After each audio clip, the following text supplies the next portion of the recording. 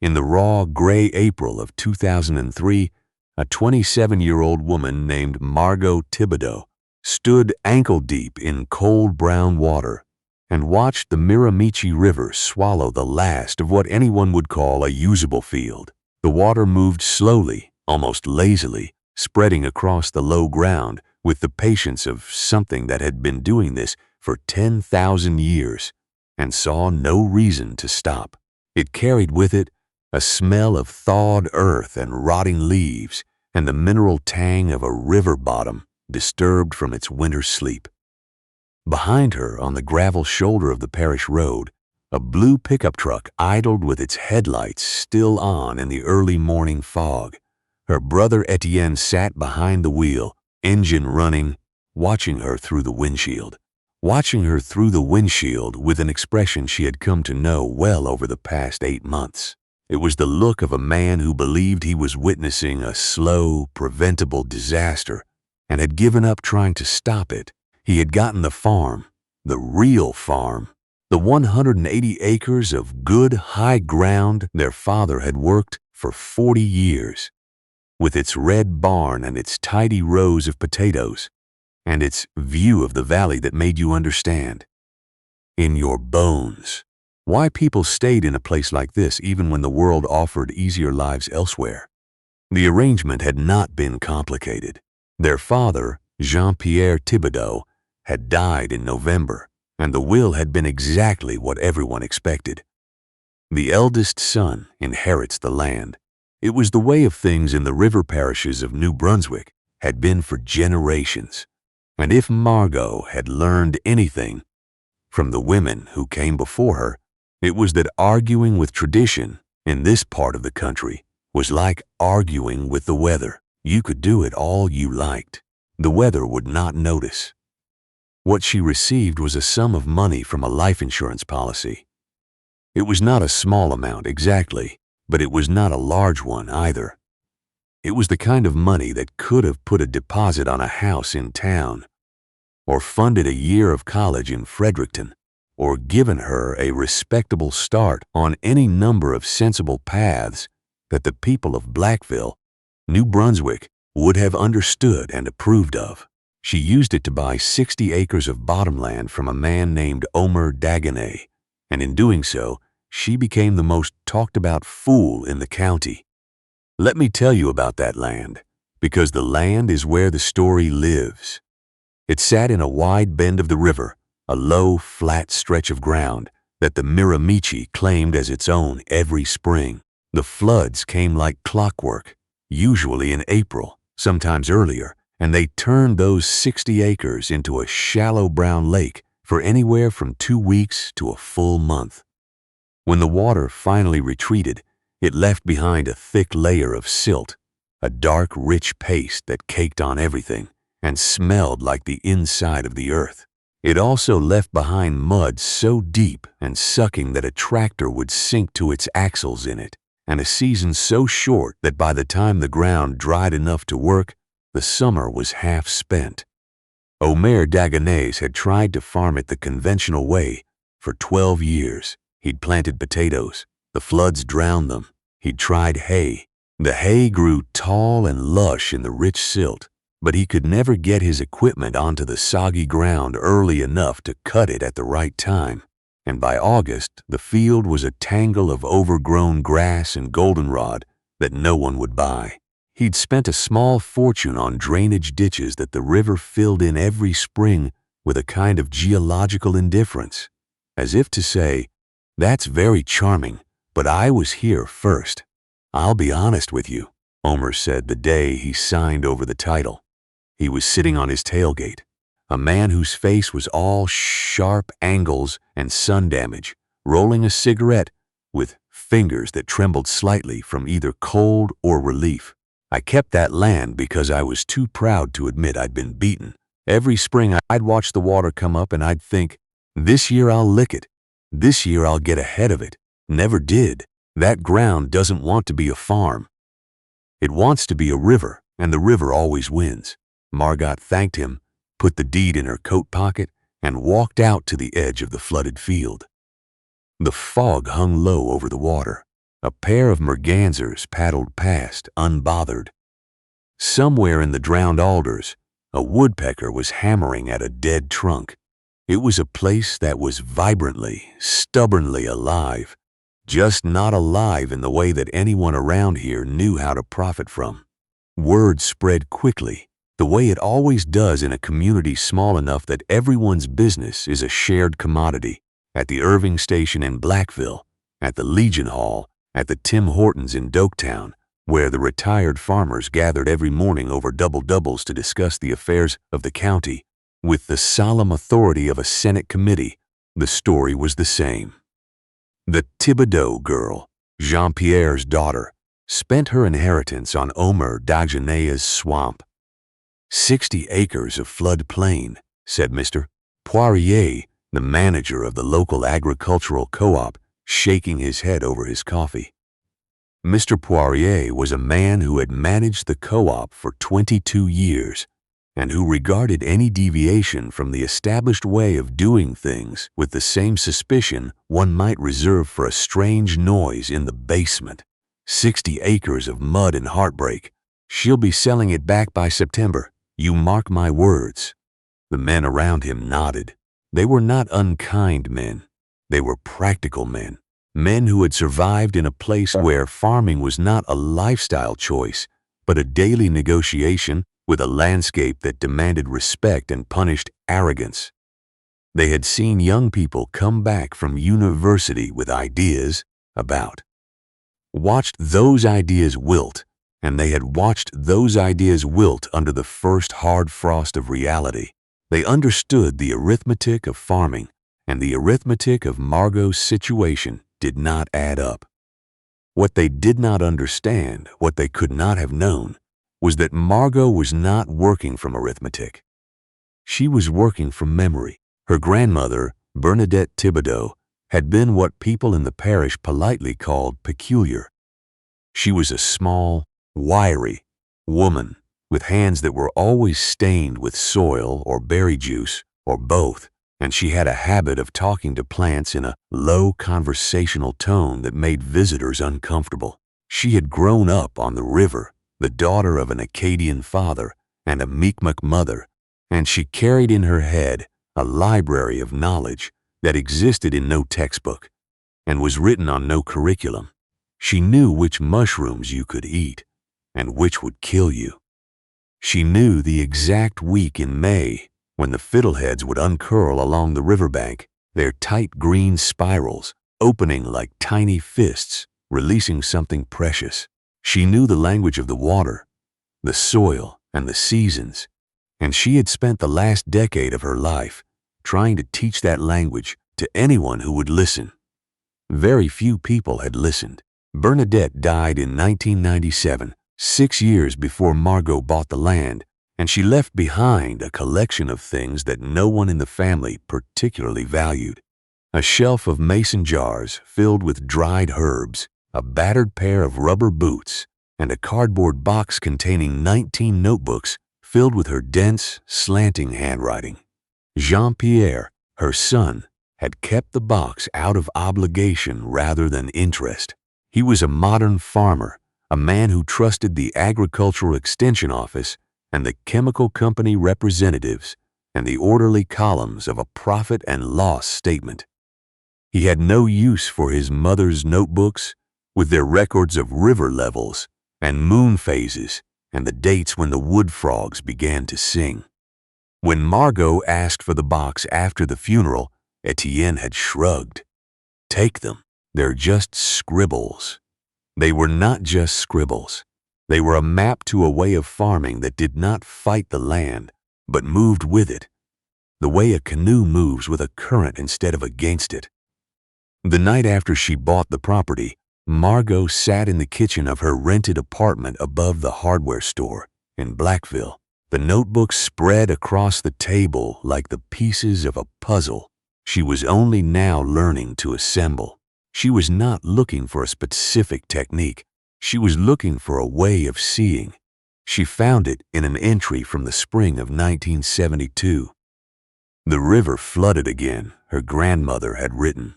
Omer Dagenea's is cursing the water. He planted too early, and the river took his seed. But the fiddleheads are beautiful this year. The silt is thick and dark. The river has brought them a gift, and they do not know how to receive it. And there it was, the insight that would change everything. Now, let me explain the quiet genius of what Margot Thibodeau saw in her grandmother's words, because it is the kind of idea that seems obvious only after someone else has had it. In New Brunswick, fiddleheads are not just a vegetable. They are a cultural institution, a seasonal delicacy as tied to the identity of the province as lobster or dulse. Every spring, when the ostrich ferns along the riverbanks unfurl their tightly coiled fronds, people wade into the wet ground to harvest them by the bucketful. They appear in farmers' markets, in restaurant kitchens, in freezers across the Maritimes. They are one of the few truly wild harvested commercial crops left in eastern Canada, and the demand consistently outstrips the supply. The reason is simple. Fiddleheads grow where they want to grow. They thrive in exactly the kind of rich, silty, flood-deposited soil that makes conventional farming impossible. They love the shade of riverbank alders. They love the annual cycle of flooding and retreat that drives potato farmers to despair. The very conditions that made Margot's land worthless for any traditional crop made it a paradise for fiddleheads. But Margot's plan was not simply to harvest wild fiddleheads. Anyone with a pair of boots and a bucket could do that. Her plan was to cultivate them, to expand what nature had started, to transplant rootstock from the existing wild patches into the areas of the bottomland where the conditions were right, gradually converting her 60 acres of useless flood plain into the largest managed fiddlehead operation in the province. And that was only the first act. The second act involved ducks, Muscovy ducks, to be specific, a breed her grandmother had kept and loved for their quiet temperament and their voracious appetite for slugs, snails, and insects. Thus, the ducks would be introduced to the fiddlehead fields after the spring harvest. They would patrol the wet ground, eating the pests that could damage the fern crowns, and their droppings for the next in nitrogen would feed the soil for the next season's growth. In the fall and winter, Margot would sell duck eggs and meat, a premium product that the farm-to-table restaurants in Fredericton and St. John were beginning to pay real money for. 2 harvests from one piece of ground. The fiddleheads fed the ducks fed the fiddleheads. The floods were not a catastrophe to be fought. They were the engine that made the entire system run. It was a closed loop. It was beautiful. And to everyone in the county, it was the most ridiculous thing they had ever heard. The first step nearly broke her. She had enough money left after the land purchase to buy a used flat-bottom boat, a set of hand tools, and a modest flock of 20 Muscovy ducks from a breeder outside Moncton. She did not have enough for hired help, which meant she did everything herself. She spent the summer of 2003 wading through the wet fields in her grandmother's old rubber boots, which were 2 sizes too large, and rubbed blisters on her heels that bled into her socks. She dug up fiddlehead rootstock from the wild patches along the river and replanted them in prepared beds across the low ground. She built simple shelters for the ducks from salvaged lumber. She hauled water, mended fences, cleared brush, and fought a daily war against the black flies and mosquitoes that rose from the wet ground in clouds so thick they dimmed the sun. Her body was not built for this work.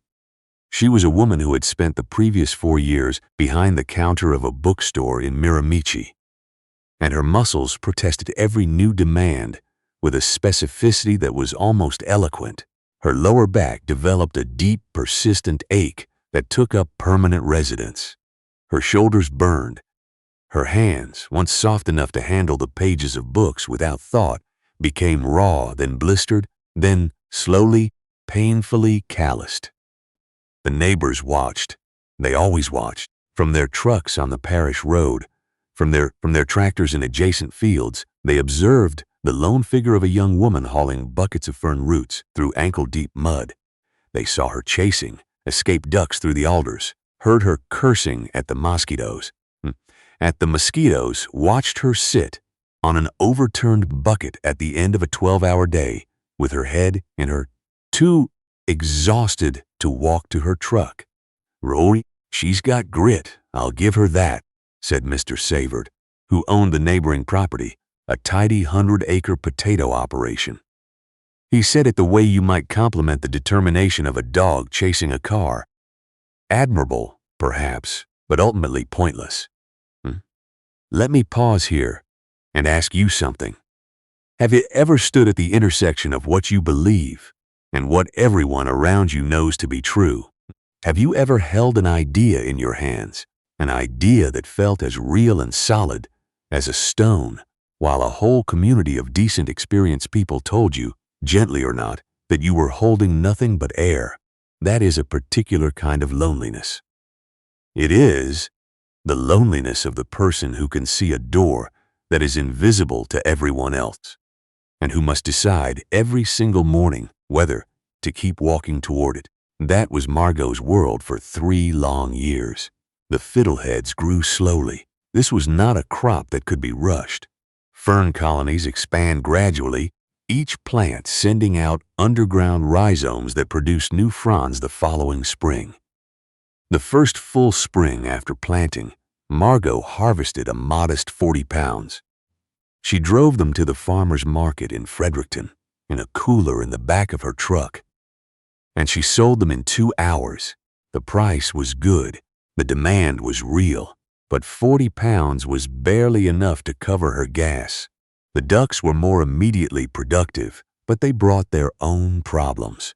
Muscovies are hardy birds, but they require shelter from the New Brunswick winter, which arrives with a brutality that no amount of preparation fully addresses. She lost 4 birds to a fox in October. She lost 2 more to a respiratory illness she diagnosed too late, sitting in her cold kitchen at 2 in the morning with a veterinary manual open on the table and a sick duck wrapped in a towel on her lap. She buried them behind the barn, each small grave a rebuke. She needed supplies, feed, fencing materials, and for that she went to see Mr. Poirier at the co-op. He received her in his office, a small room that smelled of coffee and paper and the faint chemical tang of fertilizer. He listened to her request with his hands folded on his desk and his reading glasses pushed up onto his forehead, a posture that suggested patience but not interest. She didn't just ask for credit. She explained the system. She spoke about the fiddleheads, about the natural cycle of flooding and deposition, about the ducks and their role in pest management. She spoke about her grandmother's notebooks and the decades of observation they contained. She spoke clearly, without drama, in the measured voice of a person who has rehearsed a speech not out of vanity, but out of the desperate need to be understood. When she finished, Mr. Poirier removed his glasses, cleaned them with his shirt, and put them back on. It was a gesture she recognized. It was the gesture of a man who was about to say no. "Margot," he said. He used her first name in the way that older men in authority sometimes do, the way that is meant to sound fatherly but lands as something else entirely. "Your father was a good farmer, a smart farmer. He grew potatoes, and he grew hay, and he did it the way it's supposed to be done. He kept his books clean and his credit good. That's farming." He paused, choosing his words. "What you're describing, it's not farming, it's gardening. Forgive me, it's a hobby. Fiddleheads and ducks. You can't build a life on fiddleheads and ducks." He leaned forward, and his voice dropped to the tone of a man delivering difficult but necessary medicine. "That land floods every single spring. Every single spring the river takes it back. You can't control a river. You can't schedule a river. And you can't build a business on the whims of a body of water that does whatever it wants." He was right about the river. He was wrong about everything else. He saw the flood as the obstacle. Margot saw it as the foundation. He saw the individual pieces, the ferns, the ducks, the mud, and judged them insufficient. He could not see the system. He could not hear the duet. Margot left his office without anger. She had expected this. She had prepared for it the way her grandmother had prepared for winter, by storing up everything she needed before the cold arrived. She sold the small car her father had left her and used the money to buy another winter's worth of duck feed, fencing wire, and enough supplies to survive until the next spring harvest. That second spring, 2005, she harvested 160 pounds of fiddleheads. She sold half at the Fredericton market and half to a restaurant called The Fiddler on King Street, where a young chef named Duncan Parley had built his menu around local ingredients and was willing to pay $3 a pound above market price for a reliable early-season supply. He drove out to see her operation in May, stood at the edge of her flooded fields in his city shoes, and watched the mergansers swimming among the uncurling ferns. "This is remarkable," he said. "How much can you grow?" "As much as the river brings me," Margot said. He looked at her, not quite understanding, and she realized she didn't need him to understand. She just needed him to buy. The years that followed were a slow, relentless accumulation. The fern colonies expanded. Each spring brought more fronds, more harvest, more revenue. Margot brought new sections of the bottomland into production, always working with the contours of the flood plain, never against them. She planted where the silt deposits were deepest, where the shade was right, where her grandmother's notebooks told her the conditions would be best. She made mistakes. She planted too close to the water in one section and lost an entire bed to ice scour. She expanded the duck flock too quickly one year and didn't have enough shelter, and the winter took its toll. Each failure taught her something the textbooks didn't know, something that could only be learned by being present, by paying attention, by listening to the specific, particular language of this specific, particular piece of ground. By 2008, 5 years in, her fiddlehead harvest had reached 2,000 pounds. The duck flock had grown to over 100 birds. She had added a simple processing shed where she cleaned and packaged the fiddleheads for wholesale, and a small cold room for the duck eggs. The restaurants in Fredericton and St. John were calling her now, not the other way around. Her duck eggs, rich and golden yolked from the bird's diet of river insects and slugs, had developed a reputation among chefs who cared about such things. A food writer from Halifax drove up to do a story and called her operation a masterclass in listening to the landscape. The whispers in the community began to shift. The tone of amused pity gave way to something more complicated, a mixture of confusion and reluctant curiosity that people expressed in the cautious, sidelong way that communities process the unexpected. "Did you hear?" they said at the Irving station. Margot Thibodeau sold $4,000 worth of fiddleheads to a restaurant in St. John. $4,000. From fiddleheads, the numbers did not fit into the framework they knew. They were growing potatoes and fighting blight and taking on lines of credit for new equipment and praying that the market price would hold. They were on a treadmill, running harder each year to stay in the same place. Margot's costs were almost nothing. She had no tractor payments, no fertilizer bills, no pesticide invoices. The river fertilized her fields for free every spring. The ducks managed her pests. Her equipment was a flat-bottomed boat, a pair of rubber boots, and a set of hand tools. And she had 2 income streams that moved in opposite seasons, the fiddleheads in spring and the ducks year-round, so that when one was dormant, the other was producing. Then came 2011. The spring flood that year was the worst in 2 decades.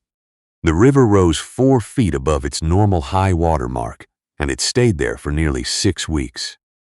The potato farmers along the valley watched their early plantings wash away. Mr. Savard lost 30 acres of seed potatoes, a financial blow that would take him 2 seasons to recover from. The parish road was underwater for 10 days. The premier declared a state of emergency for 3 counties. And Margot's land? The flood deposited the thickest, richest layer of silt anyone had seen in 20 years. When the water finally retreated in late May, the fiddlehead beds erupted with a vitality that bordered on the absurd. The fronds were enormous, dark green, perfectly formed. She harvested over 6,000 pounds that spring. It was, by a considerable margin, her best season. The flood that ruined her neighbors made her. That was the moment the silence broke. Not all at once, not with any dramatic announcement, but in the slow, grudging way that a community revises its opinion of someone it had written off. Etienne came to see her in June. He stood by his truck in her driveway, his arms crossed, looking out at the fields where the ferns stood knee-high, and the ducks moved through the shade in their stately, unhurried way. He had the look of a man trying to reconcile what he was seeing with what he had believed for 8 years. "Dad would have said you were crazy," he said, and there was something in his voice that was not quite an apology, but was adjacent to one. "Dad did say I was crazy," Margot replied. "So did you, so did everyone." "Yeah." He was quiet for a moment. "I looked at your market numbers. Duncan Parley told me what he's paying you per pound." "Did he? You're making more per acre than I am, Margot. I've got 180 acres, a combine, a tractor, 2 hired men, and a line of credit that keeps me up at night. You've got 60 acres of swamp and a flock of ducks." He turned to look at her. How? She thought about her grandmother. She thought about the notebooks, still stacked on the shelf in her kitchen, their pages soft and yellowed, the handwriting that had guided her through every season like a quiet voice in her ear. She thought about the entry from 1972, the one about Omer Dagenet cursing the water while the fiddleheads unfurled in the silt he couldn't see. "The river isn't the problem, Etienne," she said. It never was. The problem was that everyone kept trying to stop it. Grandmère understood that. She understood that you don't fight a river. You learn what it's offering, and you say yes. He stood there for a long time, the silence between them filled with the sound of the river moving past the edge of the property, the low murmur of the ducks, the distant hammer of a woodpecker. Then he nodded. It was a small gesture, but it carried the weight of years. "Let me take you further now, to the longer view." In 2014, Mr. Poirier retired from the co-op. His replacement, a younger woman named Sandra Moreau, drove out to Margot's land within her first week on the job. She had heard the stories, she said, and she wanted to see it for herself. She walked the fiddlehead beds, inspected the duck operation, and asked questions that showed she understood what she was looking at. Before she left, she told Margot that if she ever needed a line of credit for expansion, the co-op would be honored to provide it. "Mr. Poirier told me this was a hobby," Margot said. Sandra Moreau smiled. "Mr. Poirier planted potatoes his whole life and retired with a pension and 2 bad knees. You've built a profitable, debt-free operation on land nobody wanted, using a system nobody understood. I'd call that something more than a hobby." But it was the visit that came a year later that meant the most. In the spring of 2015, an agricultural researcher from the University of New Brunswick contacted Margot about a study on sustainable floodplain management. He had read the Halifax Food Writers article. He had looked at her yield data. He wanted to understand the system. He spent 3 days on her property, taking soil samples, measuring fern density, documenting the duck-fiddlehead interaction. On the last evening, sitting on her porch with a cup of tea, He told her something that made her eyes sting. "What you've built here," he said, "it's not just a farm, it's a model. There are thousands of acres of floodplain along New Brunswick's rivers that farmers have been fighting with for generations, draining, diking, losing. If even a fraction of them adopted your approach," he trailed off, doing the math in his head, "you could change the way this province thinks about its river valleys." Margaret looked out at the fields, the low evening light turning the water gold. A duck led her brood along the edge of the fern beds. The river, swollen with the last of the spring melt, moved past the property line with the calm, unhurried confidence of something that has nowhere to be and all the time in the world. "My grandmother wrote something once," she said. "The river is not your enemy. The river is a guest who comes every spring and brings gifts. The only question is whether you have a table set for it." She paused. It took me a long time to understand what she meant. It took everyone else longer. Margot Thibodeau never became a large-scale operator. She never bought 500 acres or hired a staff of 12 or built a processing plant with her name on the side. She didn't need to. She expanded to 90 acres over the years, all of it bought with cash, all of it land that her neighbors had considered worthless. She built a modest house on the high ground overlooking the fields, paid for in full, and she lived in it without debt, without anxiety, and with the kind of quiet, bone-deep satisfaction that comes from having built something true.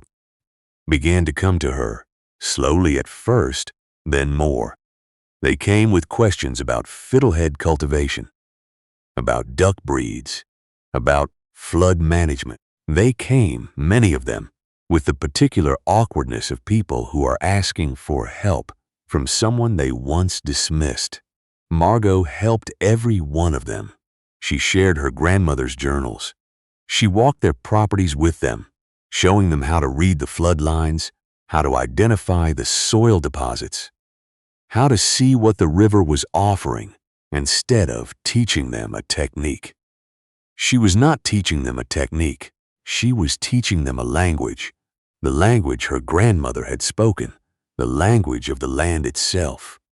Today, if you drive along the Miramichi River Valley in the spring, you will see something that was not there 20 years ago. You will see sections of bottomland that are not plowed and planted and losing the annual battle with the water, but are green with ferns and alive with the quiet bustle of ducks moving through the shade. You will see farmers who speak about floodplain ecology and dual harvest systems in the same breath as they discuss the price of eggs at the Fredericton market. An idea that was once dismissed as a young woman's fantasy has become part of the agricultural vocabulary of the region.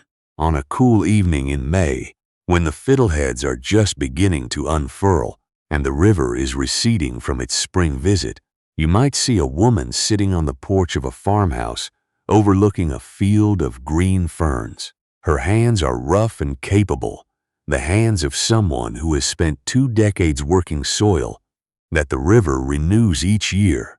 Beside her sits a girl of 10 or 11, her niece Etienne's daughter, and between them on the worn boards of the porch is a cardboard box. Inside the box are 19 notebooks filled with dense, slanting handwriting. The woman is pointing to a page, her finger tracing a line of script written decades ago by a woman the world called peculiar. She is telling the girl about the river, about the floods, about the ducks and the fiddleheads. She is telling her about a grandmother who listened to the land when no one else would. She is not just telling stories. She is passing something forward. She is handing a girl a way of seeing that begins with a simple, radical act.